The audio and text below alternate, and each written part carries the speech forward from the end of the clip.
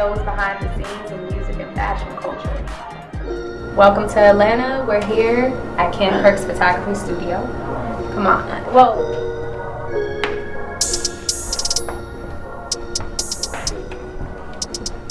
what project I've worked on that I'm most proud of?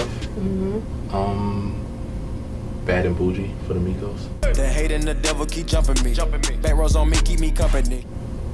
that was a dope ass project. That's my biggest video. Reason why, because for me as a stylist, at that time the Migos was at this fashion. To me, fashion was at this weird place. You know what I'm saying? Because in Atlanta, we didn't hit that peak of designer yet, like how it is right now. You know what I'm saying? Like right now, it's just like all over the damn place. Right. Like it's irritating kind of sort of. But I caught it right there at the beginning. So brands like V-Lone and Amiri and Rick Owens and things like that, I was put on it 2 years prior because a friend of mine who's from Switzerland put me onto it. And then at that time, I just met Bari, who put me on the V-Lone. So when I showed up to the set with like V-Lone, Amiri, Rick Owens, this was 2016, yeah. I remember Offset being like, bro, what is this stuff? I've never heard of this stuff. You know what I'm saying? It's almost at 1 billion views on YouTube. Big ups to Coach K and the whole QC, you know what I'm saying? And it's my biggest video, you know what I'm saying? We took a lot of risks in that video. One scene where they're sitting in a diner and Quavo has on this poncho. I remember me and him was sitting on set. Everybody left.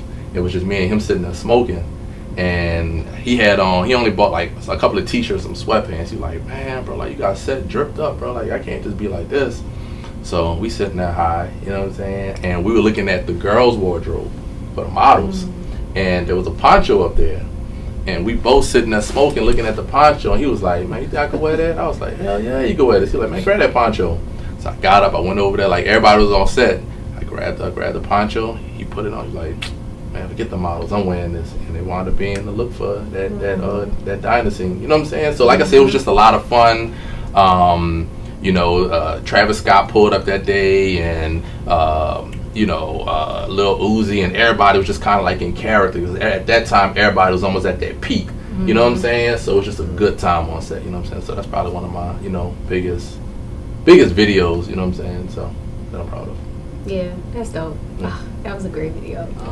My name is Keenan, aka Cavinci. I am the manager here at Camkirk Studios.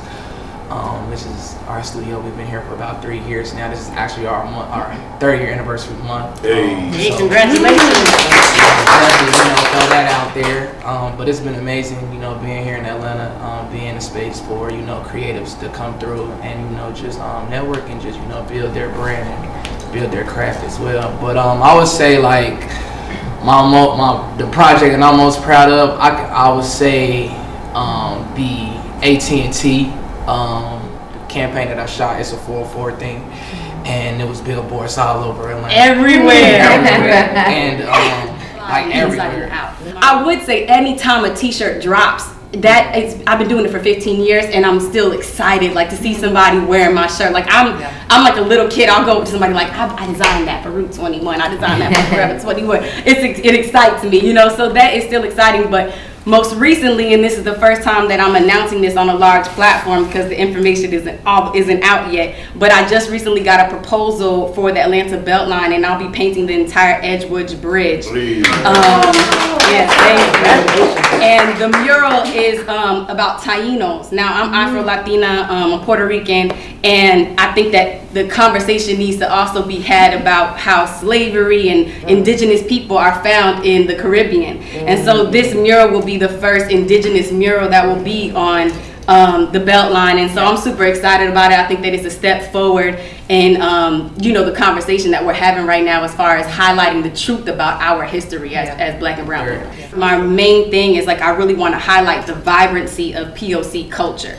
And my other thing is pushing our community to heal. So my artwork and my collection is streetwear down. Like I'm all about streetwear, but I want to have a positive, uplifting message within that. So I want to push our community that, yeah, we could look fly as hell and fashion down and be very fashion forward, be very streetwear down. But let's also, like, as much as we promote partying and have a good time, let's also promote healing your soul, healing from past traumas, meditating, eating right, doing what's good for your soul. I really want to create a brand that pushes people to look fly on the inside and the out. Something I'm real proud of that I think was really dope.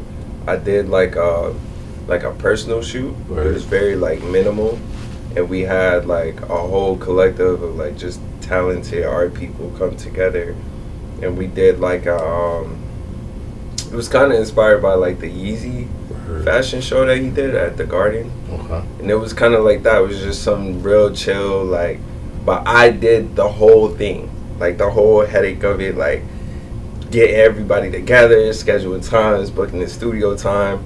So it was, I would say I'm the proudest of it, because it was the first time that it was like from scratch, like just me just doing everything. Yeah. I had to create this, I made like a mask with like jewelry on it.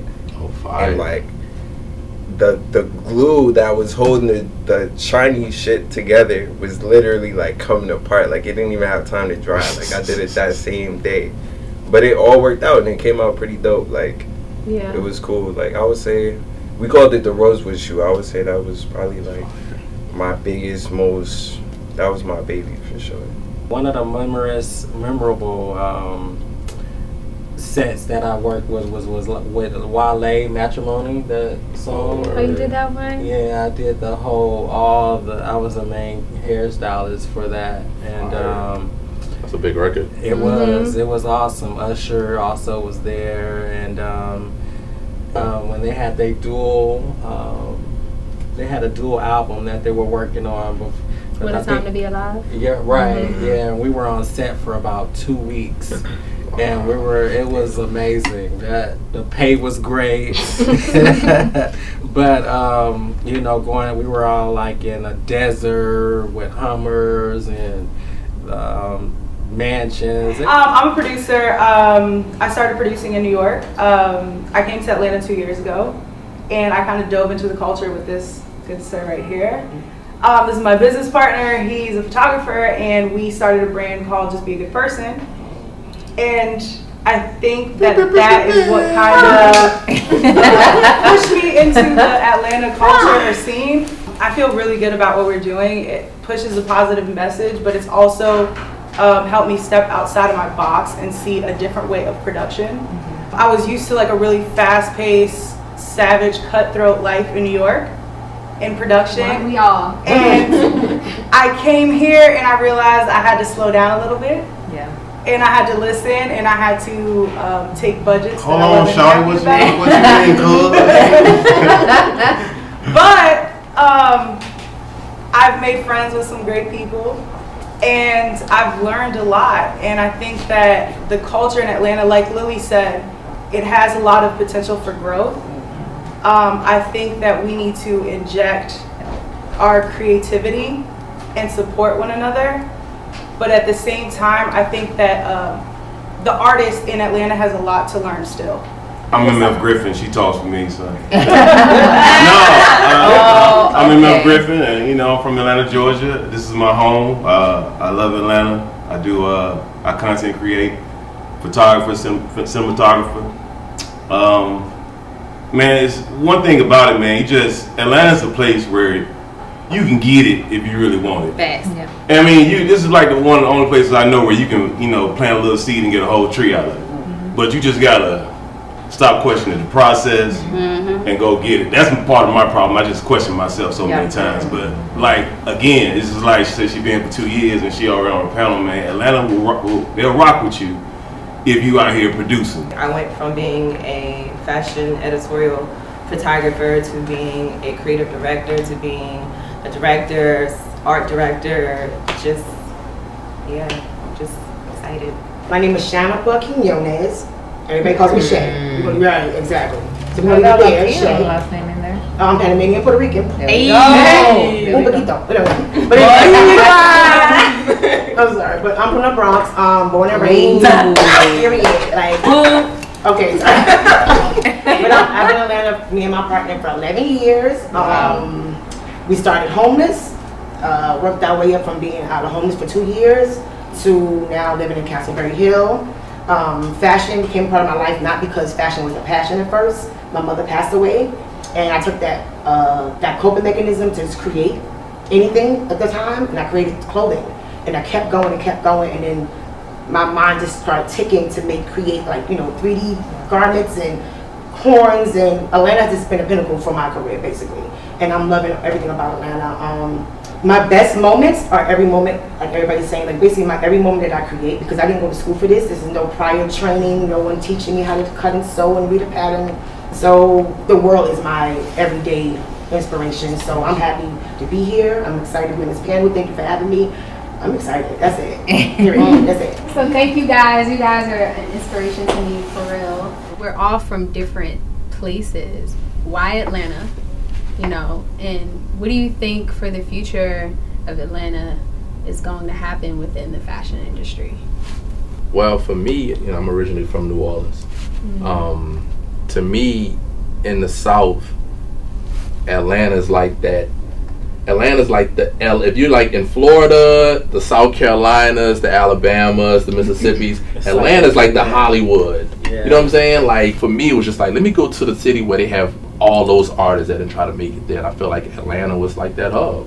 Yeah. It's always been that hub. Yeah, it's always been that hub here. It's interesting because I think me and Moxie may have just a slightly different perspective, because it's we were coming from the big city. Yeah, see, y'all coming from up top where it's already. Yeah. And I don't know about you, but because it's a big sea, it's a lot of fish in that sea. It's a lot of people that want to bite you.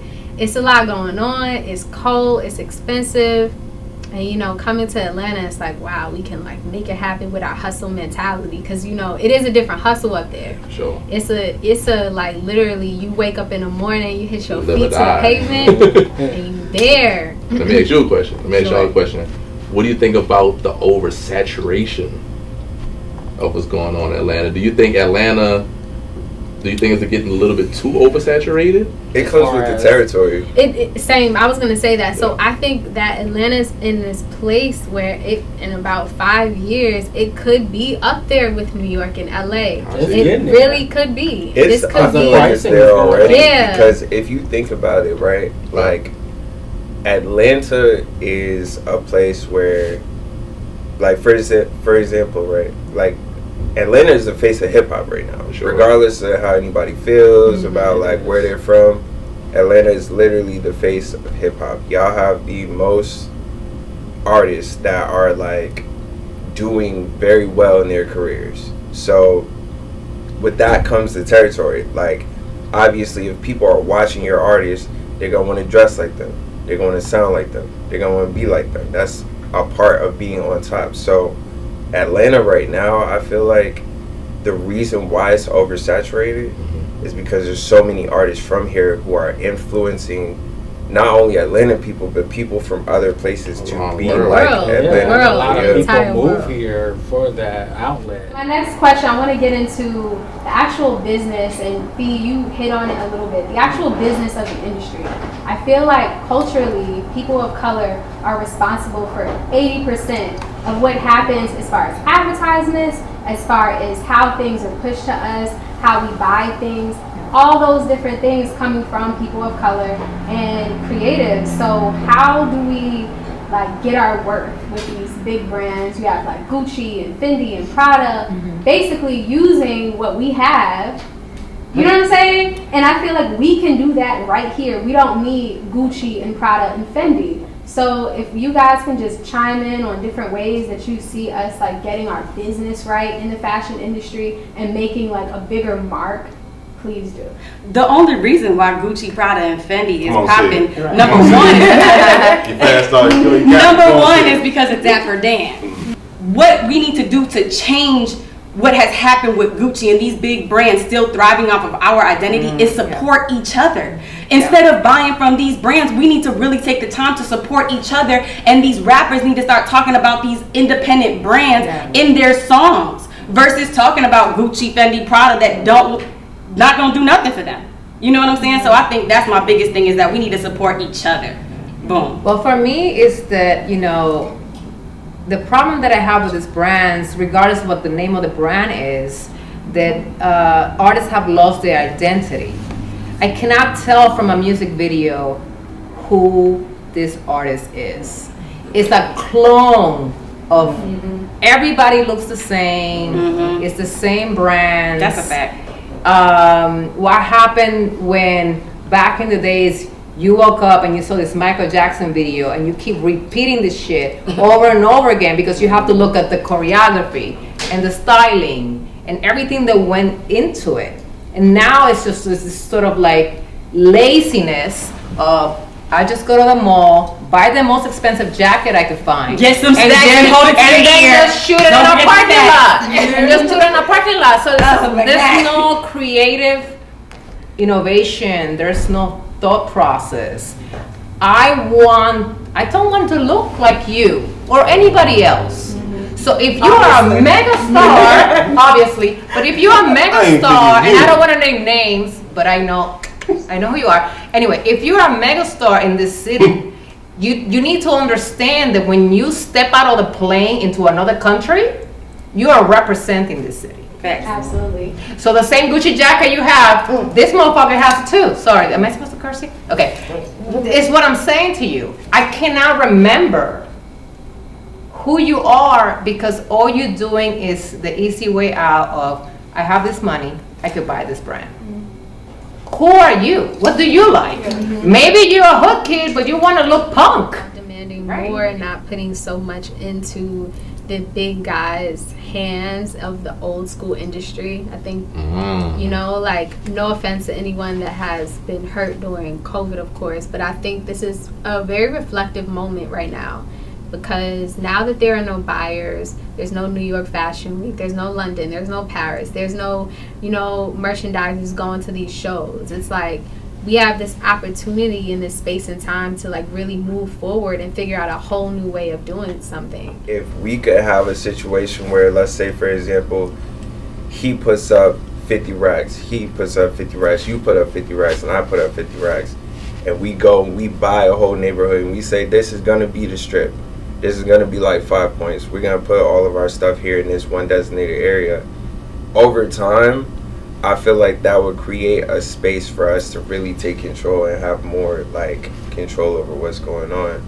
Instead of it being like this person over there, that person's doing their thing. Yeah, we can't look at these specific brands as like top tier or luxury or high quality. It's like, no, we have brands within our community that is luxury, high quality. So it's like we don't have to aspire to be like Dior or things like that because we know that.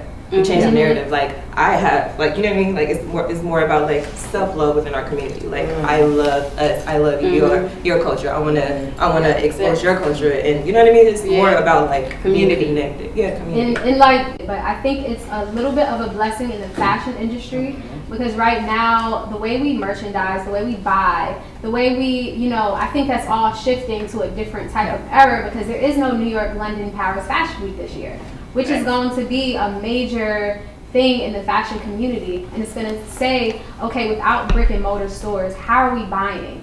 Who are we selling to? And that's going to change that whole conversation. So I think this is like the perfect time to get in and like form these relationships with our community.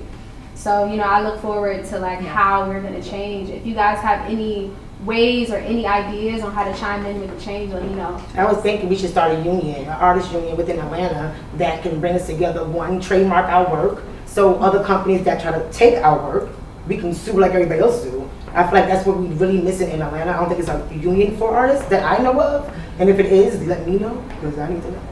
I think that's a good thing we need to work on as a group, as a team. I think there just needs to also be more community events, and I think that what we need is access to the people who, you know, who are coming out of this city, who are on top right now. They need to be able to access that underground scene. You know what I'm saying? Because that's where everything comes out of. So if they had easier access, right now, whoever is styling them, whoever is shooting them, it's in that small, tight bubble. So I think there has to be more of a scene or something created that has access to find who is dope underground that we can put on. Well, You know what I'm saying? There's an issue with that. And the problem that happens with that is the underground designer gets their ideas stolen. Yeah. So there's connectors that So back to go what he underground, was and then saying.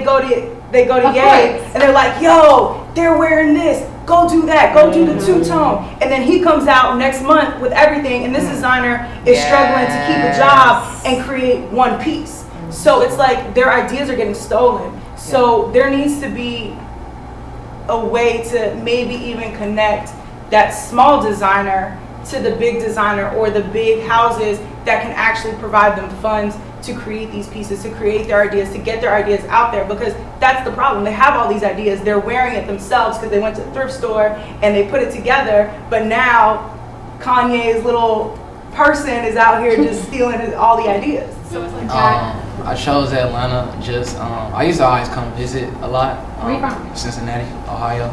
It's like 6 hours north. But I used to always come down a lot. Like I got family down here, and I just seen like, you know, the black people just, you know, doing their thing, emerging, and just it was just a great culture. So I just wanted to be a part of it. Like it's lit, it's fire. Like I just love being around my people. You feel me? So How will you inspire and also tell like other young people trying to get in the industry, like what's some advice or some words of wisdom that you can give them? Practice. If you practice on your friends, practice on your mom, your sister. But the object of anything in life, you have to do it. And also, the last thing I would definitely say, use all these different free tools and portals that we have right now in the world, like social medias and all that, because there's going to come a time where, you know, these companies are going to be like, okay, too many people are getting too rich off this free platform that we're putting out there. So while Facebook is free, Instagram is free, Twitter is free, TikTok is free, utilize it and use it as much as you can to brand yourself. Branding is important because, like, honestly, think of your social media, like your Instagram, for example, is literally like walking past the store, and each picture is like the window of the store. It's like, what am I about to invest into? Am I gonna walk in this store or am I out of here? You know what I'm saying? It's like a story. You start to see things. You're like, okay, well, I could do business with this person. Let me send them a message. That's another thing. Check your DMs, because sometimes I be having stuff like opportunities that I didn't even see. I'll be like, oh man, this was like back in April they tried to reach out to me. Yeah, you know what I'm saying? I got bad with that too. I think it's the artist's time. Like everyone is at home, on their phone, watching movies. It's like prime time for artists to create content. You know what I mean? It's like you're a designer, people always buying stuff. Still. If you're a photographer, videographer, artist, just create content. People need it right now. But make sure you have a voice. And I think one thing that we were talking about before is like supporting brands. I think people have more time now that we are home. We have so much time to just like chill and relax and go on social media and research what's cool, what's not out there, and support it. If you see something that's dope, support doesn't always just mean buying from that person. It's also reposting it. It's also, if you have a friend who maybe it's not your style, but like I'll send it, to Fee, or I'll send it to Lily, like, Lily, this is you down, girl, I'm gonna send it to you. Sending things that you like from brands that you think are cool, but it just is better for somebody else. Just share it. I think we have to support each other in that kind of way. And I think, for me, one of my biggest things is like, I really just want to make healing cool. Because a lot of what we're going through right now, especially with this conversation of finally, we're fighting for our lives. You know what I'm saying? We're fighting for Black lives. We're fighting for the lives of, the kids that are still locked up in cages on the border. You know what I'm saying? Like, we're fighting for so much that we've been fighting for centuries. And it sucks that we're here, but there's so much trauma that we have and that we suffer as Black and brown people with that alone. And then on top of that, what we go through and what we do to each other as just people on a daily. And so I feel like I really want to make healing cool. Like, I think just as fly as it is to hold a bottle of 1942, bitch, it's really fly to hold some sage and sage yourself and meditate. You know what I'm saying? Like, what advice would you give a young creative like yourself who's, 16 or 20 something, either from Atlanta or just getting to Atlanta, What words of advice would you give them? Invest in yourself. Get it. Invest in yourself. Get it. Get it. Do a lot of research. Yes. Research Definitely down. A lot of research, you know, Yeah. whatever field or craft that you are going in, like you have to know your history on, you know, who you want to be or what work you want to, you know, just, you know, resemble or, you know, be iconic for, if that makes sense. Yeah.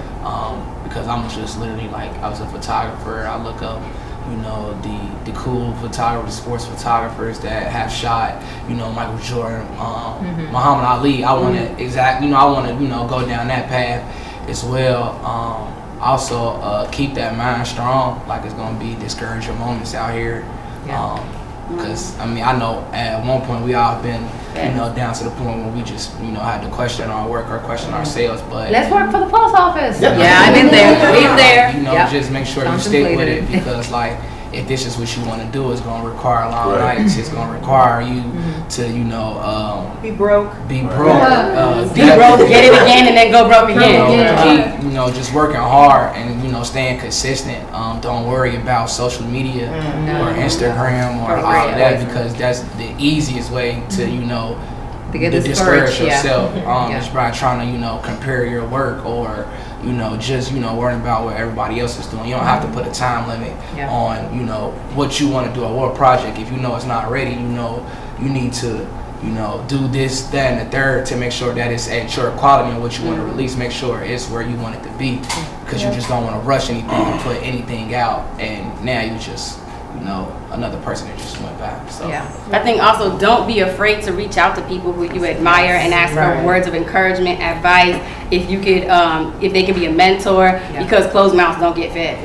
And so it doesn't even matter if you don't have any of the knowledge. What sometimes, like, your resume means nothing. It's passion. When you have that passion and determination, that's when people open their doors to you, and they're like, okay, I see it. Like, this kid has fire. Like, I want to help you. You know, there's a lot of people who hit me up on Instagram, and they're super young, and I could just see the fire in them. Are their skills 100% yet? No, but I know that they're gonna be bomb as fuck one day. So I'm like always there, encourage them, liking their pictures. You know what I'm saying? And everything, just because we have to, and especially, you know, us too, like, you know, us being people who we've already gone through these struggles and we are somebody in our community, it's important for us to look at these people and help push them as well, because it's all, you know, karmatic. It's all that full circle situation. So yeah, I would say passion and closed mouths don't get fed, so speak up. One more thing, I'll also say, like, if you like have like creative friends, I would say, like, don't worry about going up, like, work around you. That's the main thing, cause you know, I feel like I'm a family oriented person, so like I like working with people that's, you know, who I grew up with, and who I've been around my whole life, who knows me, and just taking, you know, what we can build to the next level, and just to promote, you know, our creativeness and our, you know, ownership in what we do. First, I just want to thank everybody for coming out.